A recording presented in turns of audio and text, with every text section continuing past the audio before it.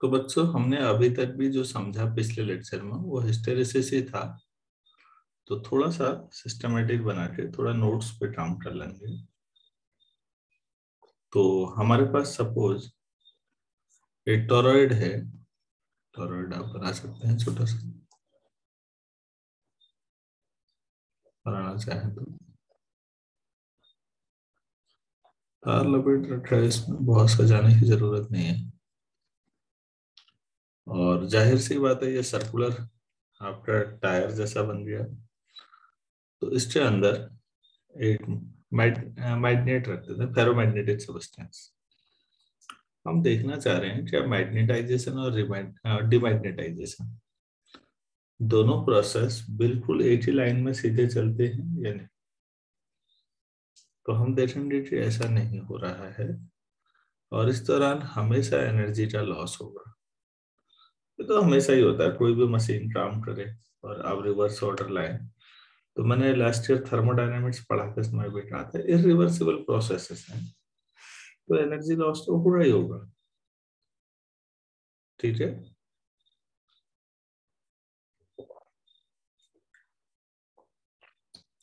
तो लिख लीजिए please.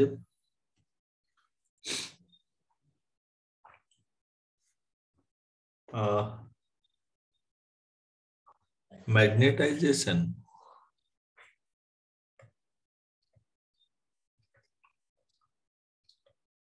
of a ferromagnetic substance.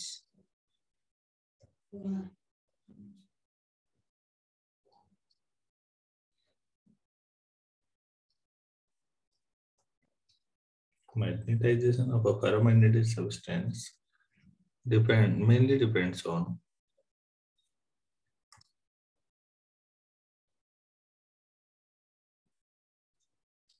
तो दो चीजों पर निर्भर करता है। पहला, मैग्नेटिक इंटेंसिटी H,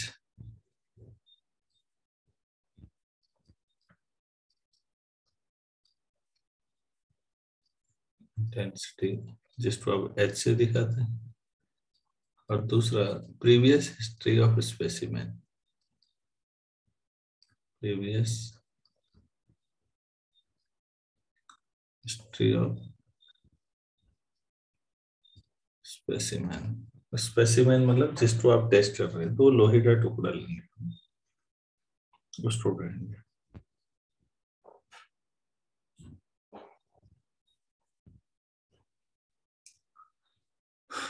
तो अब ये कहानी हम जो प्रयोग में कर रहे हैं इसको ले लेते हैं। Let us take a toroid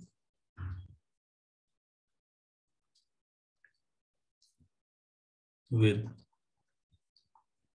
n turns per unit length.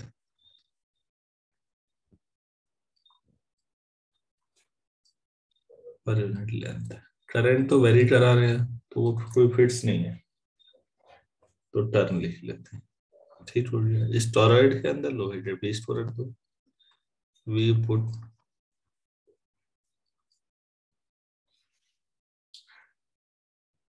a ring shaped ferromagnetic substance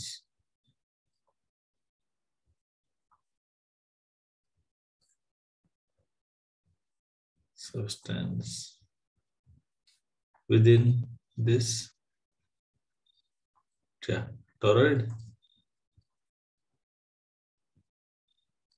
तो इस टोरॉइड के अंदर रख दिया।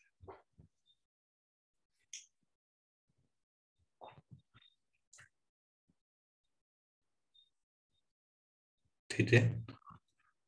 अब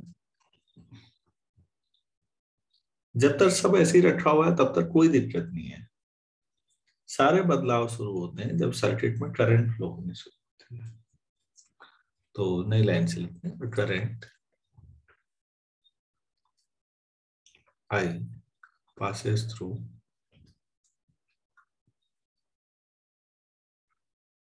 the toroid। तो वहां से करंट पास होना शुरू हो जाएगी।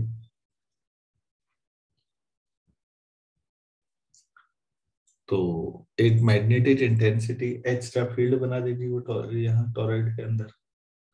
passes through it and कर दो इसी में full stop मत लगाइए. So the toroid end creates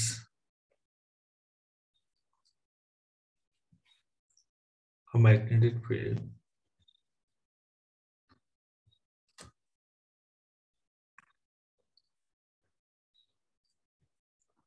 of intensity H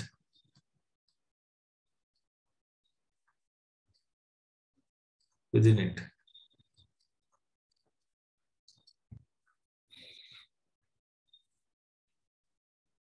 ठीक है. उसके अंदर मैग्नेटिक फील्ड कितना होगा टॉरॉइड के अंदर, वो तो हमने डेरिवेशन किया था, पहले वो लिख लेते हैं. 9 से मैग्नेटिक फील्ड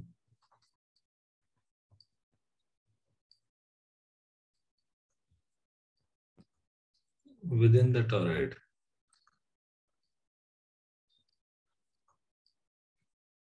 आप इसे बी नॉट मान लीजिए शुरू में, तो ये हो जाएगा म्यू नॉट एन आई. तो हम लोग जो H जानते हैं वो होता है B naught upon mu naught, तो ये हो जाएगा एन आई. तो जब भी H 0 हो रहा है तो समझ लेना करंट 0 हो रही, मतलब ना H और I डायरेक्टली प्रोपोर्शनल हो रही है, फिर N तो कांस्टेंट है, नंबर ऑफ टर्न तो फिक्स होंगे. ठीक है ना बच्चों, यहाँ पर जो चीज अगली लिखानी है मैं फिर एक बार समझा देता हूँ. जो बी नॉट है वो मैग्नेटिक फील्ड क्रिएट हो रहा है जो करंट फ्लो हो रही है. प्लीज ध्यान दीजिए, इसकी वजह से जो अंदर का मैग्नेट आपने रखा है वो मैग्नेटाइज होगा, क्योंकि वो फेरोमैग्नेटिक सब्सटेंस है, तो उसका मैग्नेटाइजेशन भी फील्ड की डायरेक्शन में होगा, तो नेट मैग्नेटिक फील्ड जो होगा वो ज्यादा हो जाएगा. ये हमने पहले के लेक्चर में समझा है फेरोमैग्नेटिक में, तो इस बात को लिख लो भाई. यहाँ पर जो बी नॉट है वो क्या है, here B naught is a field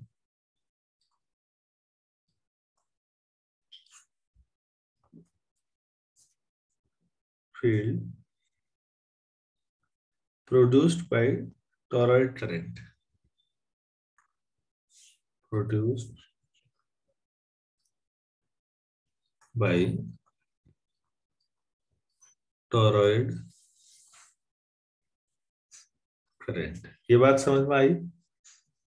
तो इससे क्या होगा भाई, रिंग मैग्नेटाइज हो जाएगी. देखिए the ring gets magnetised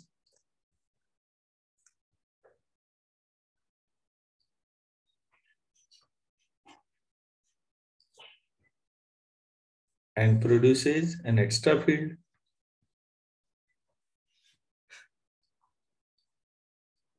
and produces an extra magnetic field.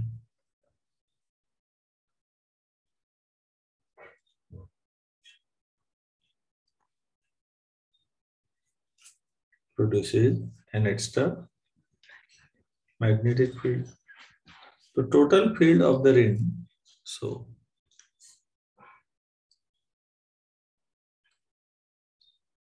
total field of the ring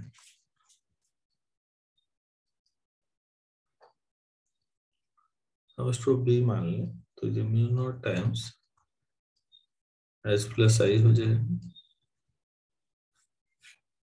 तो आप यहाँ से आई के बारे में जान सकते हैं, और आई इक्वल टू क्या हो जाएगा, B upon mu naught minus आई.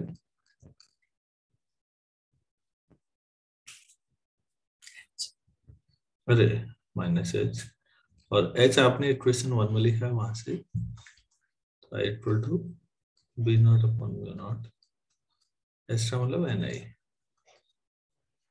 तो अब यहां से आप एच और आई में ग्राफ ड्रॉ कर सकते हैं इन दोनों इक्वेशंस की मदद से. इक्वेशन 1 से आपको एक्स्ट्रा डेटा मिलेगा, क्योंकि करंट आप अमीटर से नाप लेंगे ना, करंट नाप लोगे तो फिर ये चीजें आ जानी चाहिए.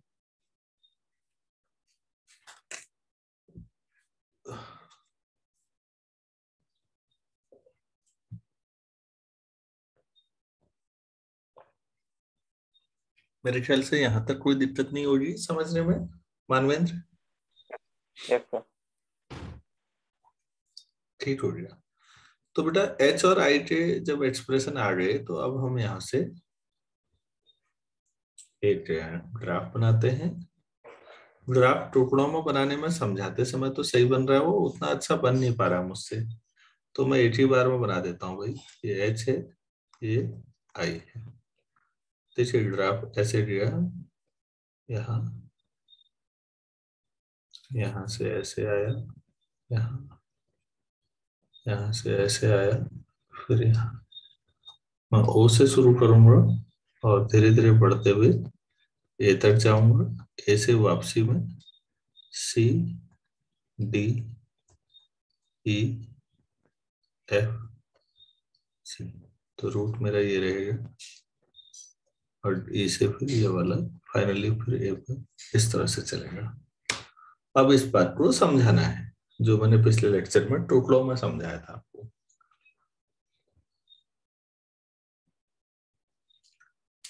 यहां तक कहानी क्लियर है आपको? Yes sir. चलो ठीक है, हमें जब पता लग गया आई और एच कैसे नापेंगे, तो अब आई और एच के बारे में हम लोग ये करते हैं शुरुआत में। तो in the beginning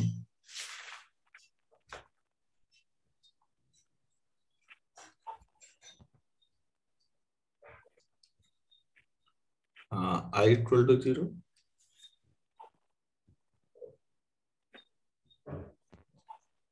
so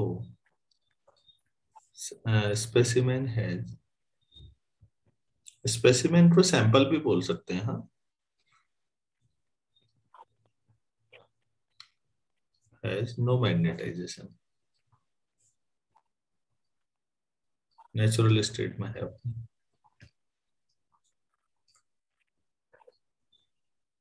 that is magnetisation नहीं है, तो एच भी 0 होगा और आई भी 0 होगा। It means we are at the point O there. So we are at the point O, हम O पर, ठीक है। अब क्या होगा, करंट जो है बढ़ेगी बेटा, तो H बढ़ना शुरू हो जाएगा, मैग्नेटिक फील्ड होगा, ठीक है। तो H बढ़ेगा और I भी बढ़ना शुरू हो जाएगा, क्योंकि यहाँ पर जो I है वो स्मॉल आई पे डिपेंड कर रहा है। आई मैग्नेटिक इंटेंसिटी है, कैपिटल आई, और स्मॉल आई करंट है। तो लिखिएगा प्लीज, एज करंट इंक्रीजेज, नहीं लाइन से लिखते हैं, एज लिखना काफी है लेकिन टफ नहीं है। Current increases, H also increases, वो आप भी मानेंगे कि ऐसा होगा। एंड एच बढ़ेगा तो आई भी बढ़ जाएगा कॉन्सिक्वेंटली, एंड कॉन्सिक्वेंटली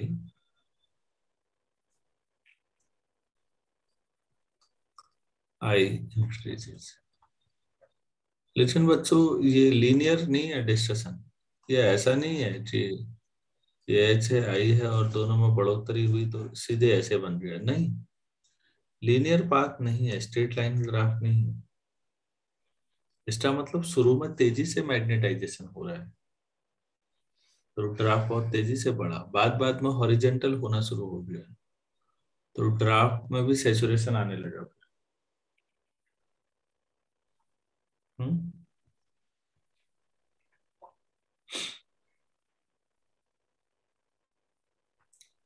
तो नए लाइन से लिखिए, एज द करंट, इसी में बढ़ा लेते हैं चलो, as the current increases to maximum,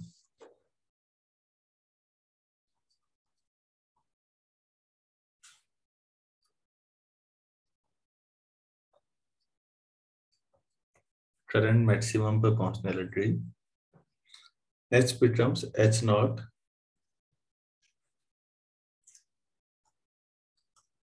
H becomes H0। अच्छा H0 बनाया नहीं मैंने, यहाँ पर बना लेता हूँ, 8 ठीक नीचे, ये H0 पर पहुंच गया। बनाया आपने? Yes, sir. And the magnetization becomes nearly saturated. And the magnetization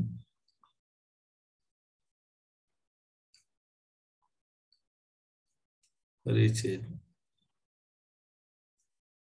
nearly saturation. Saturation वाला, अब इसको इससे ज्यादा क्या मैग्नेटाइज करोगे? एटॉमिक लेवल पे सोचो, सारे जो एटॉमिक डोमेन है सब एक ही डायरेक्शन में अलाइन हो तो गए, अब और क्या चाहिए?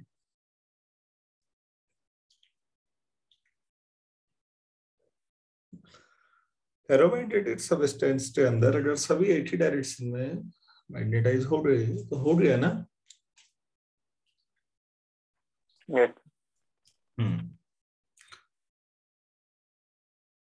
अब नई लाइन से हम मानते हैं तो इस प्रोसेस को हमने O से A तक के ग्राफ से दिखाया, ये नहीं लिखा ना, लिख लीजिए इस बात को भी। This process is shown by the path OA, क्योंकि अभी जो भी लगता लास्ट में नोट्स पढ़ते समय लगना चाहिए, ठीक है? सब समझ में आ रहा है। This process is shown by OA। तो एक काम पूरा हो गया। अब हम ग्रेजुअली करंट को धीरे धीरे घटाते हैं नए नए पैरा से। Now we gradually reduce the current।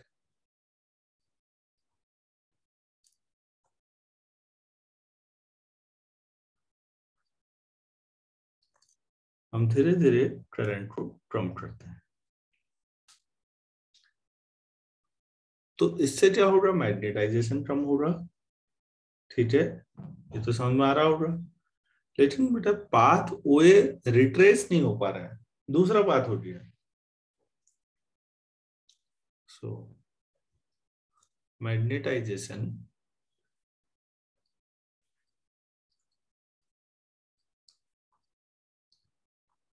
H is reduced, ये भी कम होते गया, बट जो पाथ ओए था इज नॉट रिट्रेस्ड, मतलब वही पाथ ट्रेस होना चाहिए था, उसी में आना चाहिए था वापस नियमानुसार। आइडियल होता तो, आइडियल जैसी कोई चीज नहीं होती ना फिर। हम मनुष्यों में ढूंढने की कोशिश कर रहे होते हैं, जबकि नेचर में कहीं नहीं है।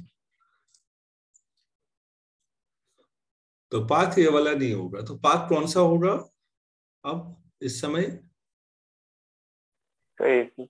AC। तो उसके बारे में लिखते हैं, as the current reduces to zero, इसी पैराग्राफ का हिस्सा है, as the current reduces to zero,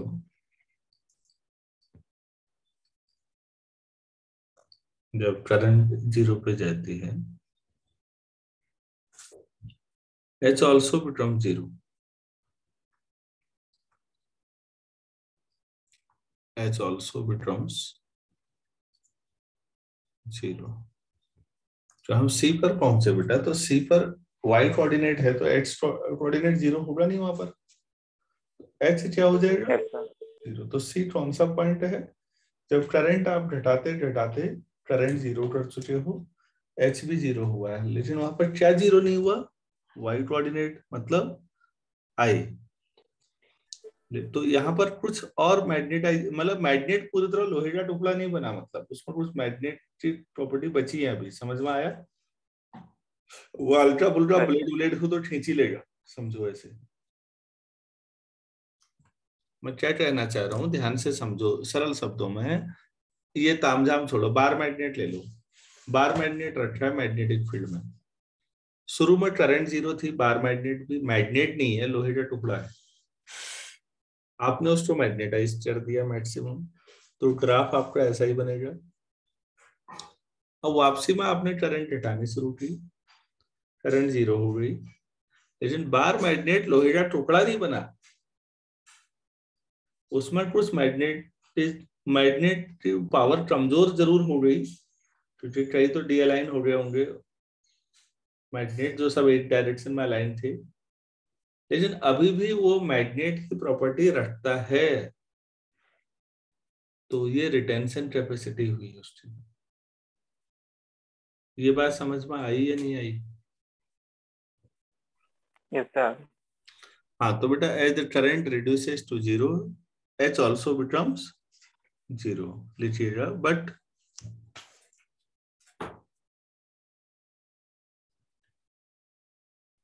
there is still some magnetization left। समझो तो इसमें तो वो रटने जैसा लगता ही नहीं मुझे। some magnetization left जिसमें इन द रिंग है, यहाँ पर तो इन द स्पेसिमेन भी कह सकते हो।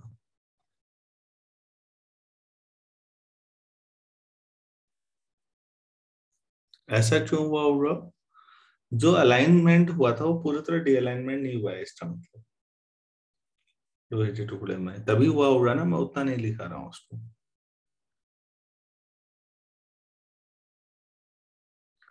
तो यहां पर लिख लीजिए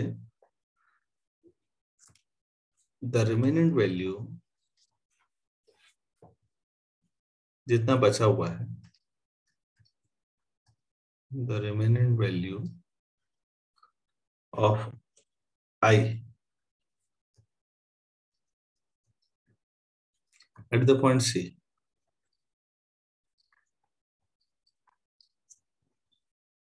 is called retentivity।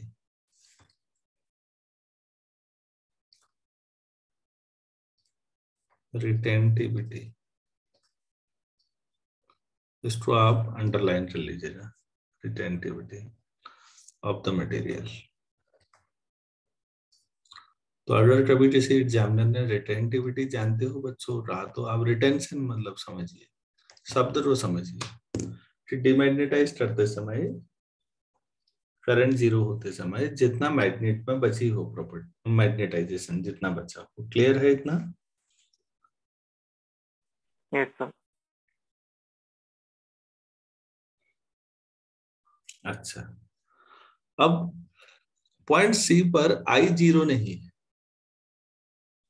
H0 है। क्लियर है ना? सी पॉइंट पर कोई पॉइंट सी वाई कोऑर्डिनेट में है तो HC0 होगा ना, H0 है, I0 नहीं है।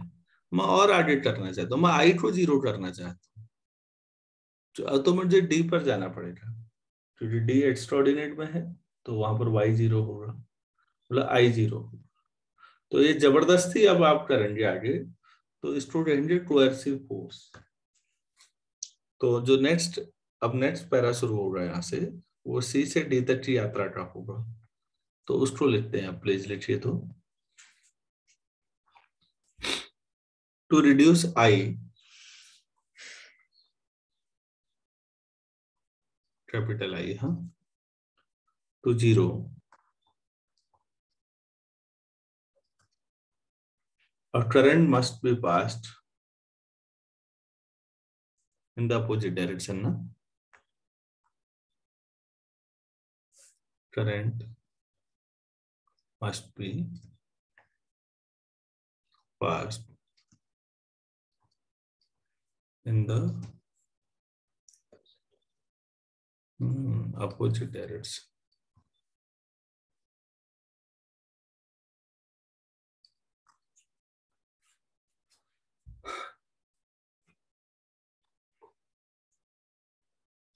तो इससे क्या होगा कि आपके जो बचे हुए डोमेन है वो भी डी अलाइन होंगे ना जबरदस्ती। अब इसी जो सेंटेंस इसी जो बना लेते हैं, opposite direction so as to dealign disalign रहना ज्यादा सही होता है, तो डिसअलाइन एक ही शब्द ALIGN, डिसअलाइन द डोमेन्स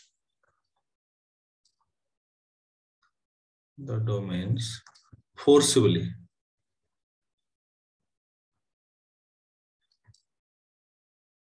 जबरदस्ती।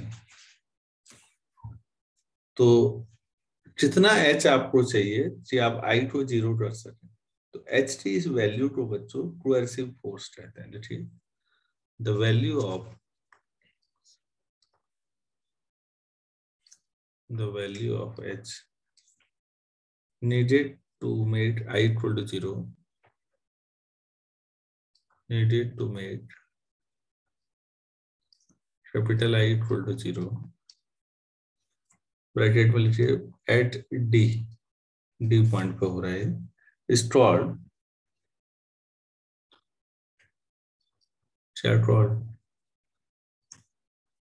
COERCI, coercive force. तो दो शब्द हमने सीख लिए, कोएर्सिव फोर्स क्या होता है और रिटेंशन कैपेसिटी या रिटेंटिविटी क्या होती है।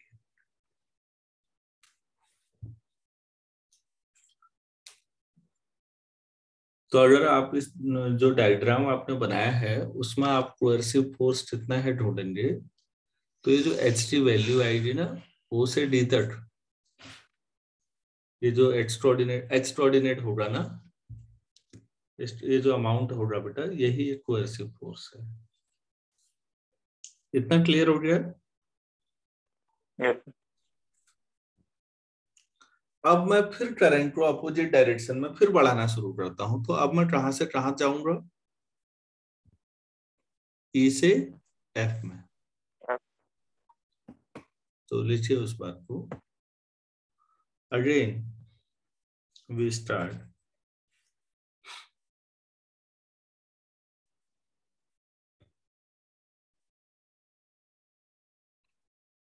ऐसे लिख सकते हैं, again we start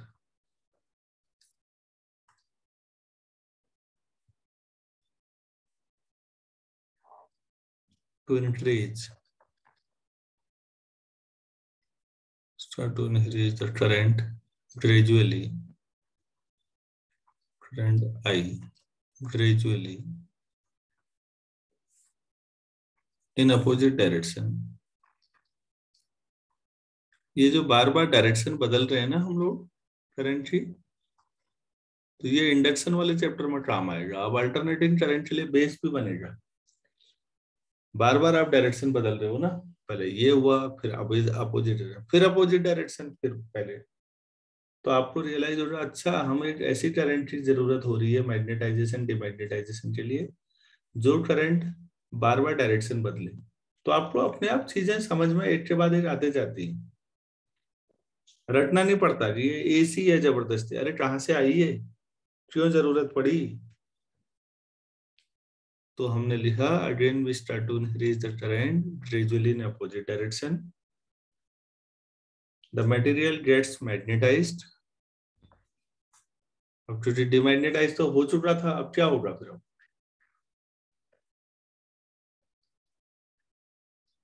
the material, हाँ मैग्नेटाइज्ड इन अपोजिट डायरेक्शन में होगा ना,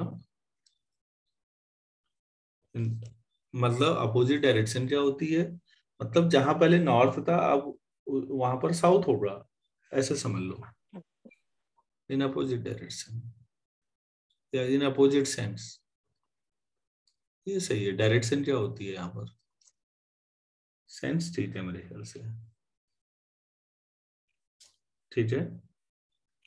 तो इस प्रोसेस में मैग्नेटाइजेशन जो है वो कौन सा पाथ फॉलो कर रहा है? D से E तक ना? ई से, नहीं, D से E, अभी तो D था पिछले में,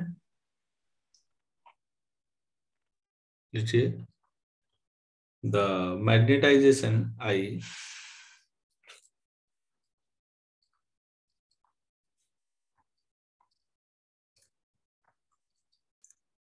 follows the path DE, follows the path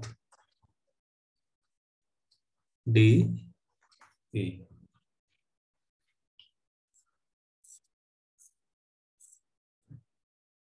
तो डी से जब ई में जाते हो आप, तो डायग्राम में, तो बेटा ये यहाँ पर ऐसे बना देना चाहिए था हमें ये चीज। अगर ये है तो ये माइनस एच नॉट हो जाएगा ना इस तरह, जैसे उधर प्लस एच नॉट था। ठीक है, इस बात को लिख लेते हैं जल्दी से। Follow the path D E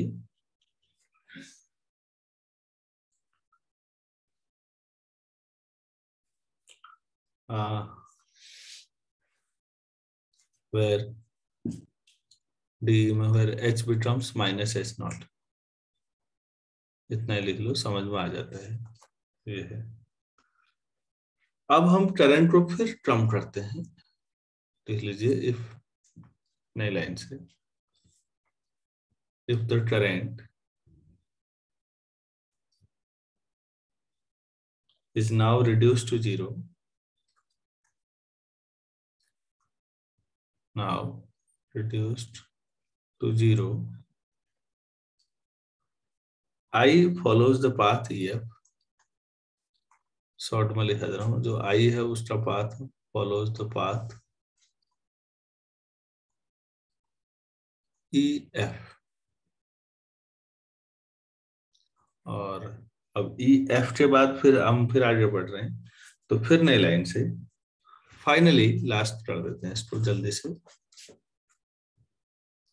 finally if current is increased, if current is increased in the original direction, जो सबसे पहले थी,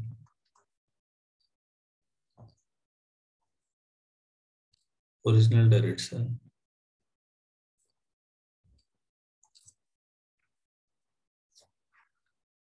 the point A is reached,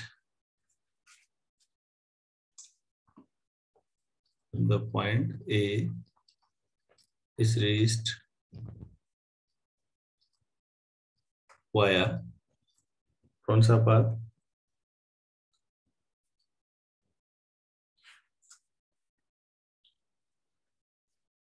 FGA। बस Yes.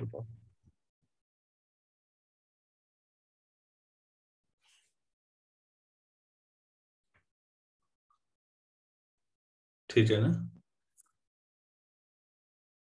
Yes. तो अब मैं यहाँ पर हेडिंग डालना चाहूंगा हिस्टेरिसिस। आप कहेंगे अभी क्या पढ़ा रहे थे, फिर डेफिनेशन नहीं दी ना बेटा, तो एग्जामिनर को 2 लाइन में समझा सके। ठीक है ना, तो उसको दे देते हैं, जल्दी से लिखिए। As H is increased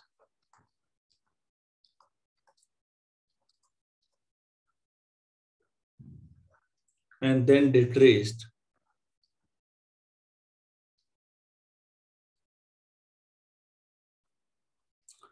to its original value,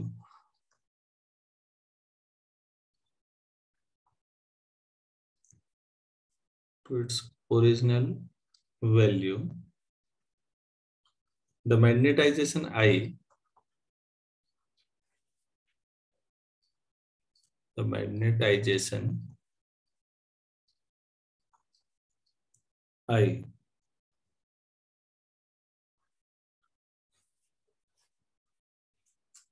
does not return to its original value, does not return to its original value।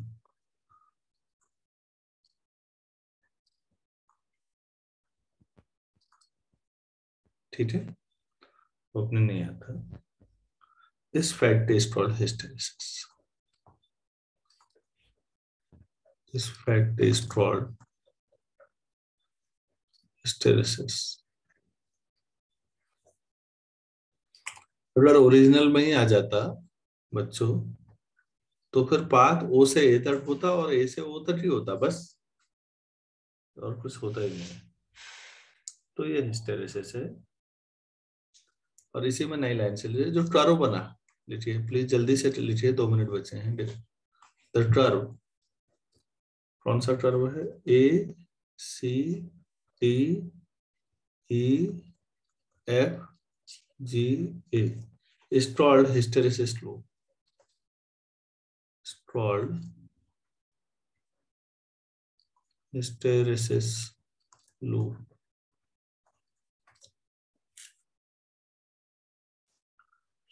तो इसका जो एरिया है, तो लिखिए the area of the hysteresis loop, it's area लिख दीजिए जल्दी से, it's area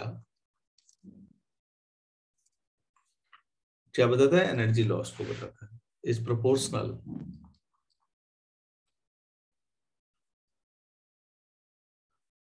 to the thermal energy developed to the, गर्म हो जाएगा ये, मतलब thermal energy developed per unit volume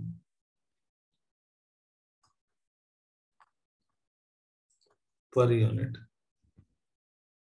volume of material।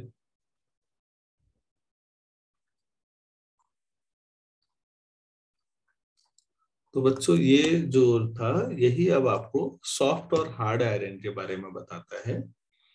वो छोटा सा है, जिसका एरिया कम होगा वो सॉफ्ट होगा, और जिस लूप का एरिया ज्यादा होगा वो हार्ड होगा। क्लियर है ऐसा? yes, sir. आप एससी वर्मा सर की बुक से वो नोट्स बना लीजिए। ये चैप्टर पूरा हो गया, कल हम इंडक्शन शुरू करेंगे। Thank you.